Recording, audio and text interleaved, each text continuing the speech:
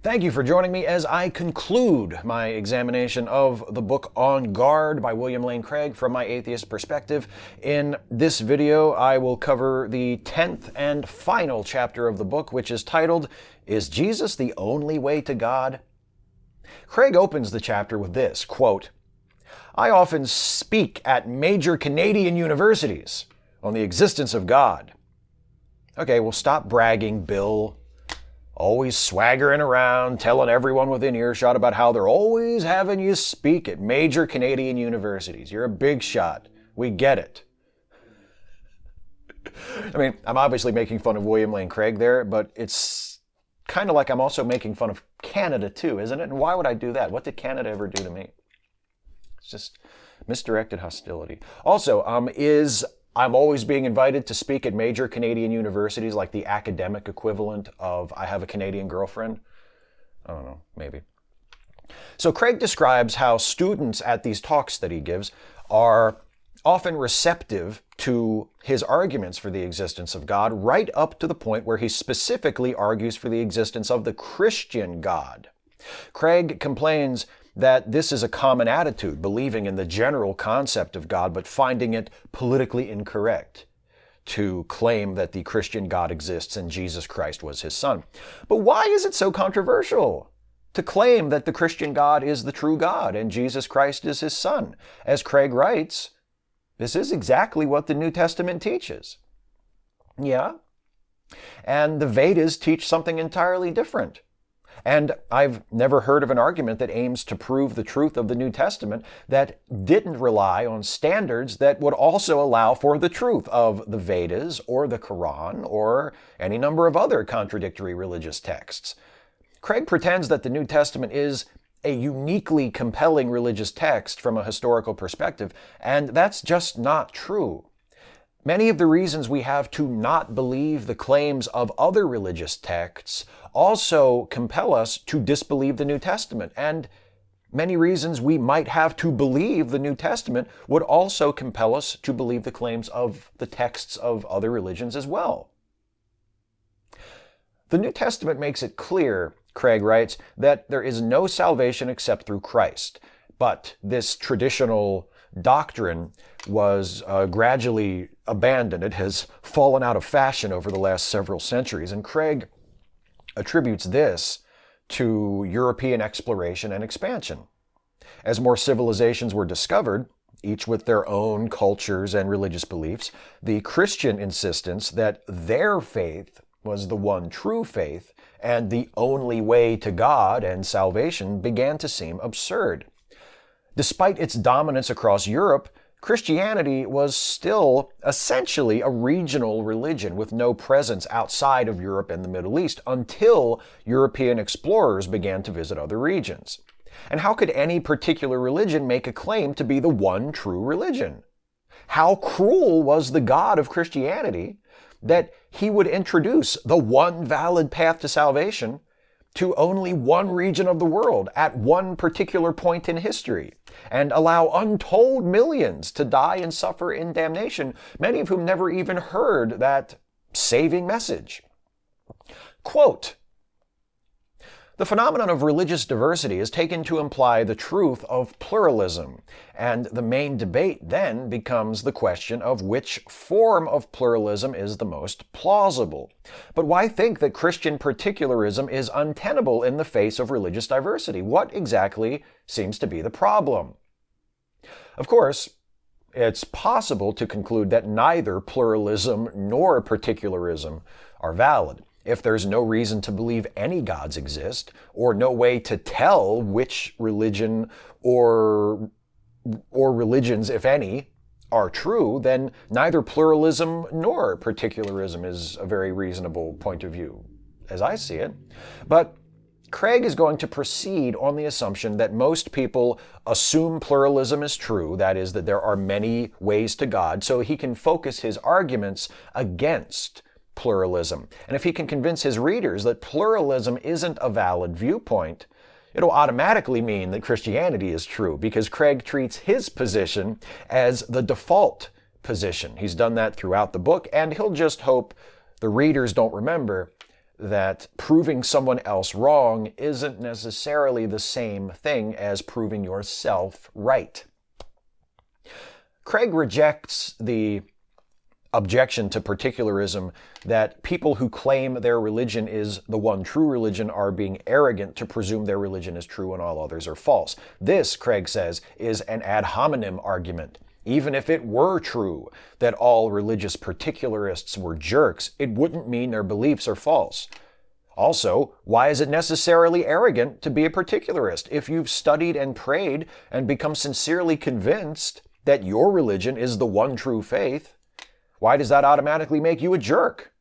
Am I arrogant, Craig asks, for believing what I sincerely think to be true? Well, 2 points there. First, Craig dismisses the argument that particularism is arrogant as fallacious, but he never engages with the reasons people say it's an arrogant position. He's right that the arrogance of any particularist is irrelevant to the truth of the position, but the reason particularism in general is considered an arrogant position by many people is that most religions are more or less equally plausible, or equally implausible, depending on how you look at it. If there was a religion that was more plausible, more evidence-based, more substantiated, more rooted in demonstrable fact and history and science than other religions, then it would make sense to regard that religion as true, or at least more likely to be true than other religions. We would probably see very wide acceptance of that religion eventually, in much the same way as a scientific theory that is confirmed by multiple tests and based on evidence and principles that have been demonstrated to be sound. But there is no such religion. Christians say their religion is the true one, but Muslims say their religion is the true one, and there is no way to objectively settle the dispute because neither of those faiths, nor any other faith, is built on a body of facts that can be demonstrated and tested and verified so that anyone can see the truth of it. And that is why it's arrogant to say that your religion, out of all the religions in the world, is the one true faith. Which brings me to the second point. Craig asks if it's arrogant to believe something you sincerely think is true. Well, that depends on the belief, doesn't it? If you sincerely believe you are the world's greatest tennis player, and you actually are a great tennis player, you compete at the highest level, you win most of your matches, you equal or exceed your competition's achievements, then yeah, it might be reasonable to believe that you're the world's greatest tennis player. Just, don't be a dick about it. But if you're a mediocre tennis player, if you win about half your matches, lose about half your matches, and consistently find yourself near the middle of the pack among your competitors, yet you stridently insist that you are the world's greatest tennis player, yeah, that seems pretty arrogant, regardless of how convinced you are of your own greatness. Sincerity is a very underrated quality, but it's not a get-out-of-being-an-asshole free card. And if you believe something horrid, you don't get to escape being accountable for it just because you sincerely believe it.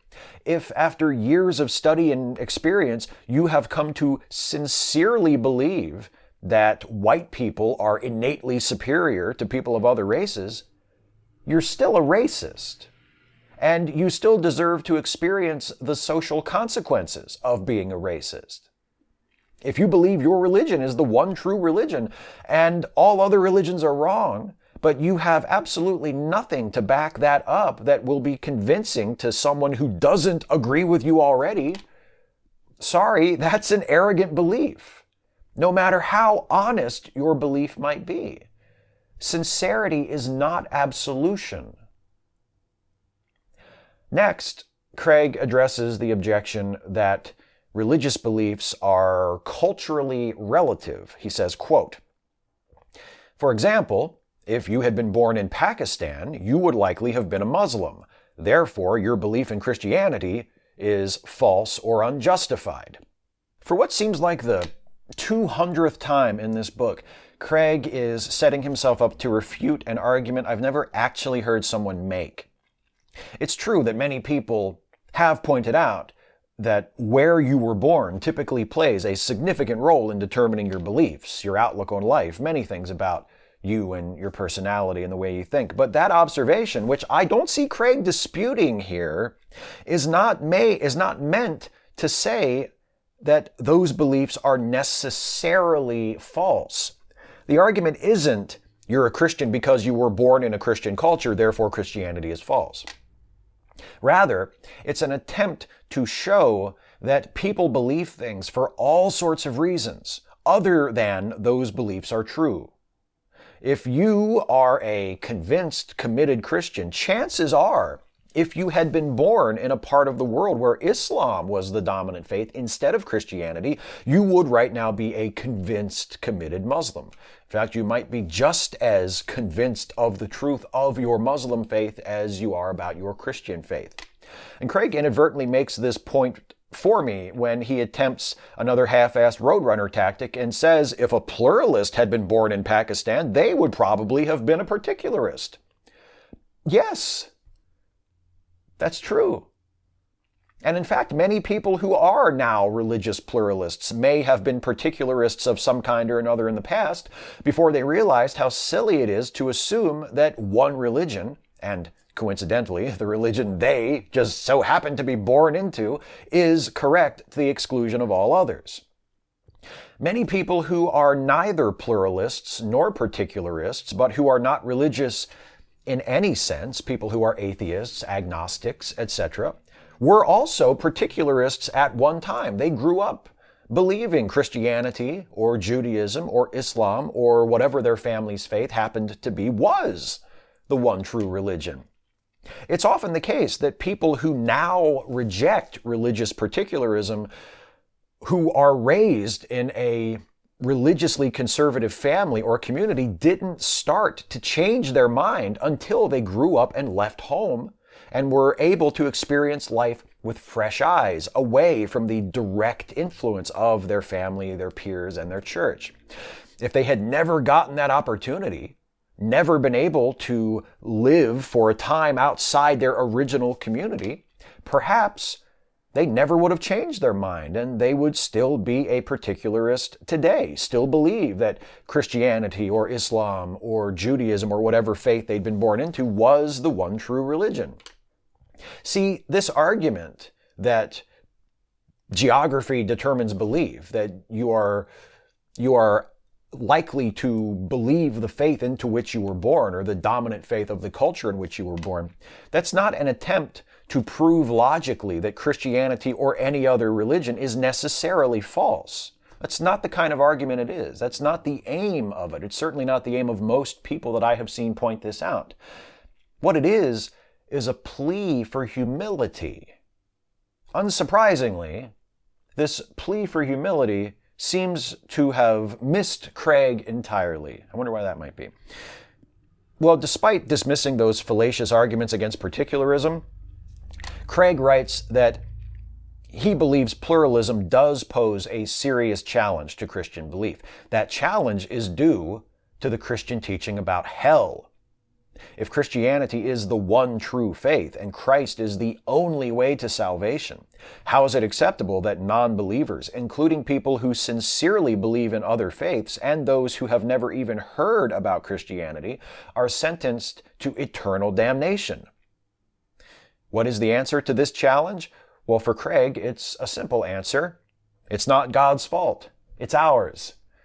Quote, "The Bible says that God wills the salvation of every human being.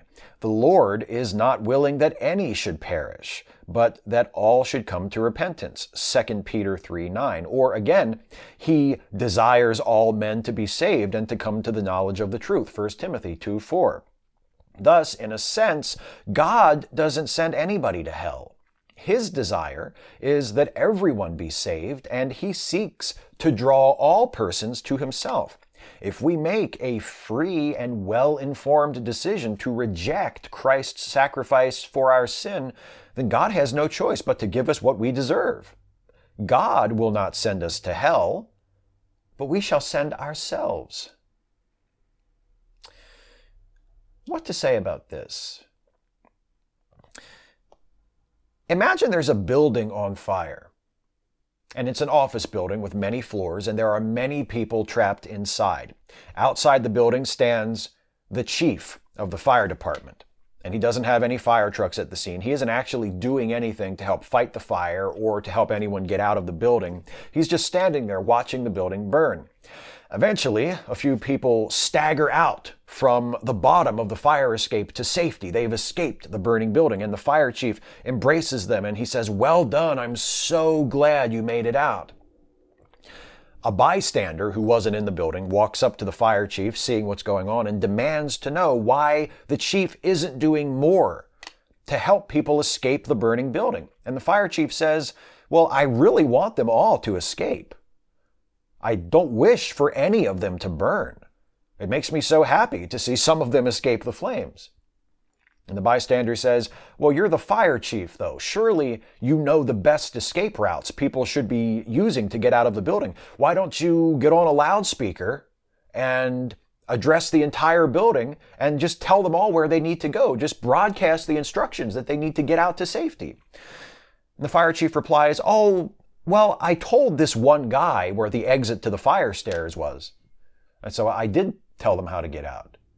Of course, the guy I told, he hasn't worked here for a long time, and he only really ever worked in one office in one of the less visited areas of the building, so I'm not sure how many people he was able to even tell about the exit before he left.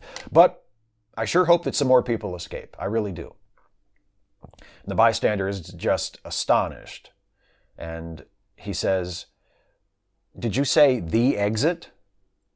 Like there's only one exit to the fire escape in that entire huge building? Just one way out?" But it's even worse than that. See, that one exit to the fire escape isn't even labeled. And it's not near a window, so no one can look out the window and see that the fire escape is right outside and assume that the exit to the fire escape must be nearby. The door is not labeled, and not only that, the door leading out to the fire escape isn't even obviously a door. It's been designed to blend in with the rest of the wall. So even some people who are lucky enough to have been given directions on how to get there might arrive and think that there's no door at all and still be unable to escape.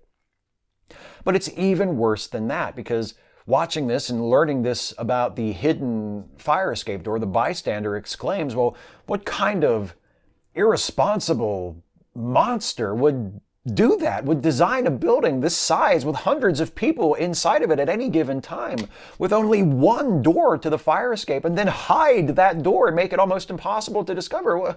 Who would do such a thing?" And the fire chief says, "Oh, I did it. I designed this building. I'm not just the fire chief, I'm also the architect and the builder. This is my building. It's this way because I made it this way." So he's responsible for the conditions that have trapped all of those people in the fire.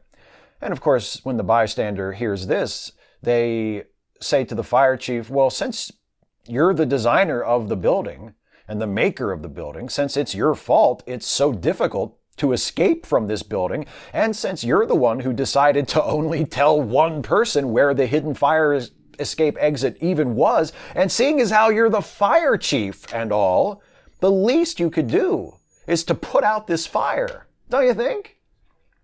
And the fire chief says, "Why should I put out the fire? I didn't start it. One of them in there started the fire. How is it my responsibility to put out the fire? They did this to themselves. I'm not condemning them to burn. I gave them a fire exit, which I didn't even have to do because I built the building, I designed it. I didn't have to give them a fire exit at all. I gave them a fire exit at all because I love them. And I really hope that some more of them are able to find it and get out and make it home safe. I think I would wish for all of them to find the door and to make it out. But if not, if they don't find it, if some of them are stuck in there being burned alive, I mean, it's not my fault. I've already done what I can do." So is the fire chief a good person? Do his excuses absolve him of his responsibility for the suffering and deaths of those people in the building who can't find their way out? Is it remotely ethical to say that people who are unable to find their own way out of a burning building with a single difficult-to-find fire exit, which you told almost no one about, are to blame for their fate because one of them started the fire? Because that's what Craig is saying we should accept, that the God who made the universe, who made it this particular way, who laid out these particular rules for who gets into heaven and who goes to hell, and who chose to make those rules incredibly difficult to discover and validate, bears no blame for the suffering of the damned. You might also have noticed that Craig specifies a well-informed decision to reject Christ's sacrifice as being the deciding factor on who goes to hell. If God really wanted people to be able to make a well-informed decision, he would have seen to it all people, were better informed about the fact of Christ's sacrifice and the consequences of accepting or rejecting it. Instead, he entrusted that message to a handful of people who have now been dead for 2,000 years. He delivered that very important message to a few people in one particular point in time. And that's all we get, apparently. On the basis of that, we are all expected to discover what the route to the fire exit door is. Why not allow people to make their decisions for Christ after they die, when the truth is presumably brought home to them in a way that can't easily be disputed, when they could truly make an informed decision? Why force people to decide during their lives as ignorant, credulous, frightened mortals? This doesn't seem fair. Speaking of unfair, Craig turns to the objection that hell is infinite punishment for finite crimes. Get a load of this one. It's a doozy. Quote, "We could agree that every individual sin that a person commits deserves only a finite punishment. But it doesn't follow from this that all of a person's sins taken together as a whole deserve only a finite punishment.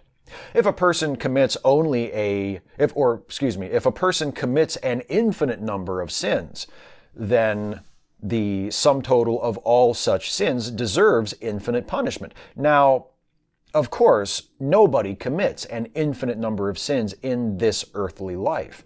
But what about in the afterlife? Insofar as the inhabitants of hell continue to hate God and reject Him, they continue to sin and so accrue to themselves more guilt and more punishment. In a real sense, then, hell is self-perpetuating. In such a case, every sin has a finite punishment, but because sinning goes on forever, so does the punishment. I can just imagine how pleased with himself he must have been when he came up with that one.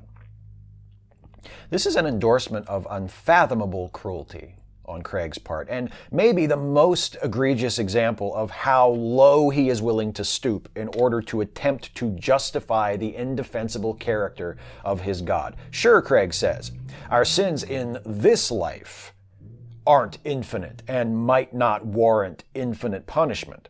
But what about the sins we commit once we're in hell? And since hell is infinite and we'll be sinning in hell for infinity, why isn't it fair for our infinite sins to be punished by an infinity in hell? You're sent to hell in the first place for the sins you commit in this life. Then, once you get to hell, a place with no love, no hope, only suffering and despair, you commit more sins. And the foremost of those sins, according to Craig, is not loving the being that sent you there. And those sins you commit in hell, in that place of infinite pain and sorrow, also count against you. It is impossible to ever pay your debt because you're there forever, and not liking the person who sent you there counts as a sin. Therefore, you're stuck there forever. And Craig says it's a self-perpetuating hell, but he blames the sinners in hell for that. He never seems to occur to him to blame the God who set up this perverse cycle in the first place. So let's say you arrest some people for relatively minor offenses, jaywalking, expired parking tickets, trespassing, and so forth. And as punishment for these minor crimes, you lock them all in a room with no food, no water, and no contact with the outside world. And you just leave them there. Eventually, they grow desperate from thirst and hunger and isolation. They turn on one another. They begin fighting.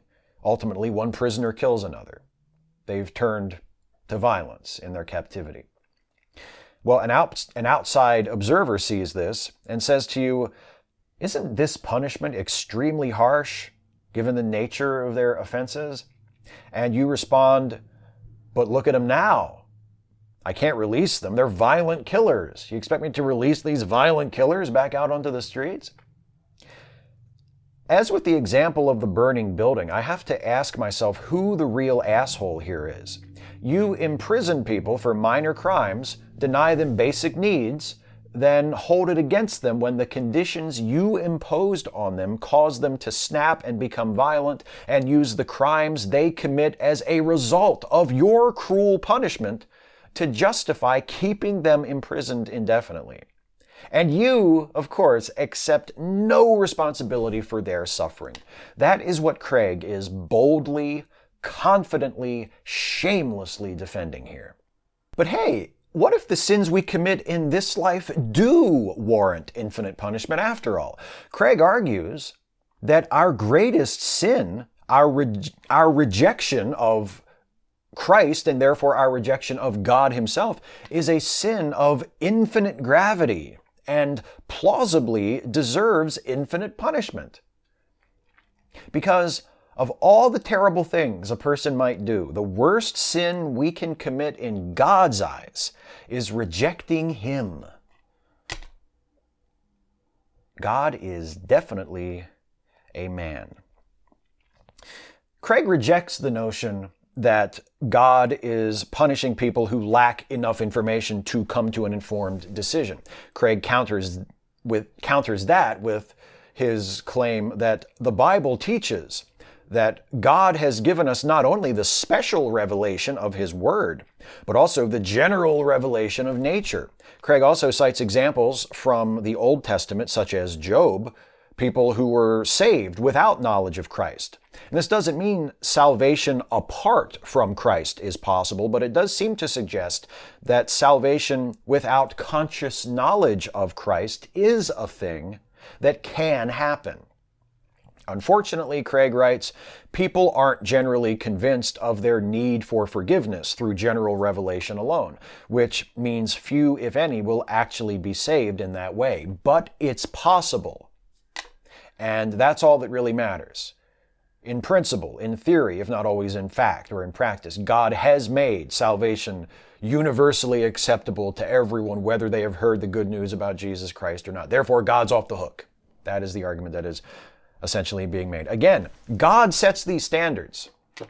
God is the architect and builder of this building. We're supposed to give him credit for allowing people to be saved through general revelation, in theory, even though he set it up in such a way that that almost never happens, that almost no one will be saved in that way.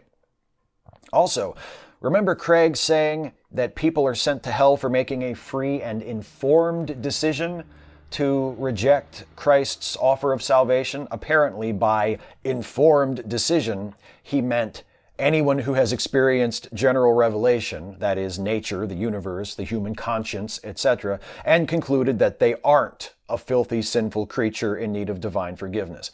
If you look at the world and you look into your own heart and you're filled with self-loathing and you cry out to God for forgiveness, you could be saved even if you've never heard about Jesus. But if not, well, that is apparently an informed decision to reject Christ's sacrifice. Sorry. Or in Craig's case, not sorry, because he apparently sincerely believes billions of souls are suffering in damnation right now, and their suffering will continue forever by design of his God, and it doesn't really bother him. Furthermore, Craig spends several pages arguing that God couldn't have created a world where everyone freely believed the gospel and was saved, because even if he created a world where everyone heard the gospel, he couldn't guarantee that everyone would believe and be saved, because free will allows for the possibility that some would hear the gospel and reject it. I still don't see how that's not ultimately on God. Even if we accept the free will excuse, surely God, the all-powerful, all-knowing, could have seen to it that the gospel was actually heard by everyone, which he hasn't, and that there was enough compelling evidence to substantiate the gospel that any reasonable person who heard it would have enough information to reasonably believe it, to conclude that it was probably true. Craig's argument that God created the best world he could have and gave us all the best shot at salvation he could have seems to me that it's obviously untrue. Craig also offers this chilling answer to the question, why did God even create the world when he knew that so many people would not believe the gospel and be lost? Quote, God wanted to share his love and fellowship with created persons. He knew this meant that many would freely reject him and be lost, but he also knew that many others would freely receive his grace and be saved. The happiness and blessedness of those who would freely embrace his love should not be precluded by those who would freely spurn him. Persons who would freely reject God and his love should not be allowed, in effect, to hold a sort of veto power over which worlds God is free to create.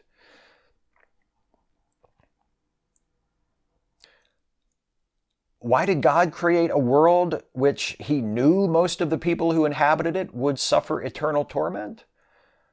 Because he wanted to. What a brazen embrace of authoritarianism this is. Yes, God knew that if he created this universe in which we live, with its conditions and its rules for being saved and not being saved, and who gets into heaven and who gets into hell, God knew if he created this universe that he would be condemning billions of people to everlasting suffering. But he wanted to share his love and fellowship with the relative few who would find salvation. And since he had the power to do it, and was under no obligation to consider the suffering of the damned, he did it. And who are we to question it? It's as if someone said, yeah, I knew that if I pushed all of those children into my pool, that most of them would drown. But I also knew some of them would survive and be able to pull themselves out of the water. And I took those surviving children to Disneyland. Why should I have allowed the deaths of the drowned ones to stop me from going to Disneyland with the survivors? Does the fact that those other children drowned mean the ones who survived don't deserve a trip to Disneyland? Are you really trying to make me feel like a jerk because I took some kids to Disneyland? Why not just take them all to Disneyland? Or take some to Disneyland, leave some others behind, but don't push anyone into the pool in the first place. Or, and follow me on this, I know this is a far out idea, if you can't imagine a scenario where you have children at your house and none of them drown, just don't have children over to your fucking house. That's something you wanted to do. It's not something that must occur. Craig's defense comes down to this.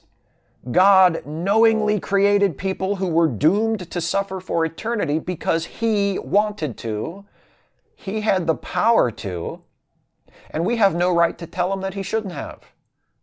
And Craig calls this thing he does philosophy.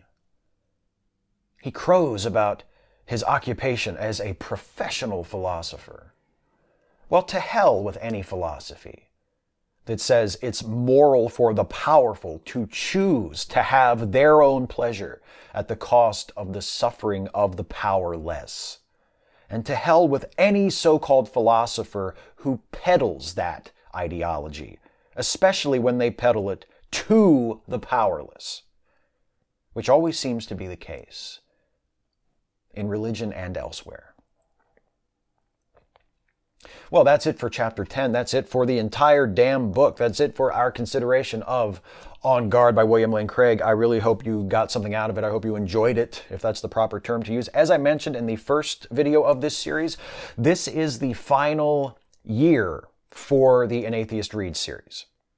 But this has not been the final series. There will still be 2 more series to go following this one in this year. And what I'm going to do now, for those of you who are watching these videos as I upload them, is I'm going to take a 1-month break, a 4-week break, and do Stephen Stuffy videos to go up in this slot in my upload schedule. And then in a month's time, I will be back with another An Atheist Reads series, and that series will be devoted to a work by another author that I have previously considered. I did my second ever An Atheist Reads series on the book Mere Christianity by C.S. Lewis, and I will be doing my second to last An Atheist Reads series on another book by C.S. Lewis, The Screwtape Letters, which will be a little bit of a departure for me because The Screwtape Letters is, nominally speaking, a work of fiction. It's a work of apologetic fiction, but it is a work of fiction nonetheless. So it'll be a little bit different from the other books I've considered, but you know what? It's never too late to try something new. So our next Atheist Read series, our penultimate Atheist Read series, will be about C.S. Lewis's The Screwtape Letters. That's going to come along in 4 weeks for those of you who are watching this as I upload the videos. Thank you all so very much for sticking with me on this one, for watching this series. I hope that you found it of some use. I hope I was able to accomplish something, give you some benefit from all of this. If you have anything to say in response to what I have had to say in this video or for this series in general, please don't hesitate to leave a comment on this video. Telling me your thoughts, responding to something that I have had to say here, whether you are a Christian or a fellow atheist or some other category of believer or non-believer. I am curious to hear your responses to what I've had to say in this video. And also, please, if you have enjoyed these videos that I've done and you enjoy my work in general and it is of some use to you, consider helping me to continue make these videos by becoming a sponsor of this channel through Patreon. You can go to patreon.com/Steve Shives to become a patron for as little as $1 a month, and those $1 a month pledges really help me out. If you pledge a little bit higher, $5 a month, $10 a month, there are other advantages, there are other sort of perks that I've added to the campaign that you can take advantage of if you want. So please consider that, patreon.com/Steve Shives. Your support enables me to continue to do this, and I am so grateful to all of you for your support and your attention, whether you're patrons or not. Your support comes in many different forms, and I appreciate all of it in all of its forms, and I thank you, and I hope you've enjoyed this series, and we'll see you in 4 weeks for the start of An Atheist Reads The Screwtape Letters, and in the meantime, enjoy some Stephen Stuffy on Fridays if you want. Thank you all so much.